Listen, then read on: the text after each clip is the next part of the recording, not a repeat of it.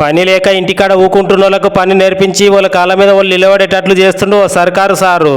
ఈ సార్ పేరు రవీందర్ రెడ్డి. సర్కారు స్కూల్లో సార్ పని చేసుకుంటా వందే మాతరం ఫౌండేషన్ లో సేవా పనులను చేస్తుంటాడు. అయితే కోయిలకొండ మండలంలోని గార్లపాడ అనే వాళ్ళ సొంత ఊర్లో పని లేక ఇంటి పాటున ఉంటున్న మహిళలకు ఏదైనా ఒక ఉపాధి శిక్షణ ఇప్పియాలని చెప్పి ఉపాయం బన్ని మగ్గం వరకు టైలరింగ్ పనులను ట్రైనర్లను పెట్టి నేర్పిస్తుండు. అయితే ఇట్లా నేర్చుకొని ఊళ్ళోనే ఉండి వాళ్ళ కాళ్ళ మీద వాళ్ళు బతకాలనేదే ఈ సారు ఉపాయం అన్నట్లా. అమ్మా ఏం పేరు తల్లి, నీ పేరు చెప్పు. నా పేరు మమత. చెప్పు మమతాక, మంచిగా నేర్చుతున్నావు ఈడ పని? ఇక్కడ మగ్గం వర్క్ నేర్చుకుంటున్నాం. ఇక్కడ నాకు ఎన్ని రోజుల వరకు అర్థమైందంటే వారం తర్వాత అర్థమైంది. ఈ వర్క్ చేసుకోవడం వల్ల చాలా ఉపయోగం ఉంది మాకు. అమ్మ తల్లి నువ్వు చెప్పు, మీకు నేర్పెట్ట మంచిగా నేర్పుతుందా? స్వప్న మేడం చాలా మంచిగా నేర్పిస్తుంది. నాగరాన్న ఆధ్వర్యంలో నడుస్తుంది వర్క్. మేము 2 నెలల నుంచి నేర్చుకుంటున్నాం ఈ వర్క్ను.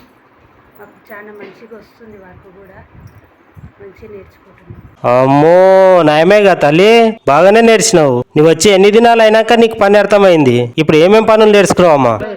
ఫస్ట్ వచ్చిన రోజు గొలుసుకుంటూ నేర్పించింది మేడం. స్వప్న మేడం గొలుసుకుంటూ నేర్పించింది. వేస్తుంటే రాదేమో అని అనుకున్న. 2 డేస్ తర్వాత నేర్చుకున్న గొలుసుకుంటూ. తర్వాత సిల్క్ దారం నేర్పించింది. తర్వాత రాదు నాకు, అది నేను రావడం బంద్ చేసుకుందామని అనుకున్నా. నేను ఖచ్చితంగా నేర్చుకొని వేసుకోవాలని అనుకొచ్చిన. పోతుందంటే రోజుకు ఒక్కొక్క డిజైన్ నేర్చుకుంటుంటే కంపల్సరీగా నేర్చుకొని ప్రతి ఒక్క డిజైన్ నేర్చుకొని వేయాలని అనుకుంటున్నాను. అమ్మో నయమేగా, అమ్మో బాగానే నేర్చినావు.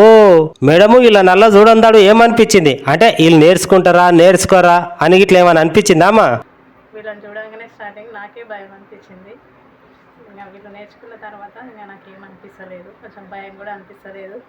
ఒక 2 రోజులు టైం పట్టింది, బాగా నేర్చుకున్నాను.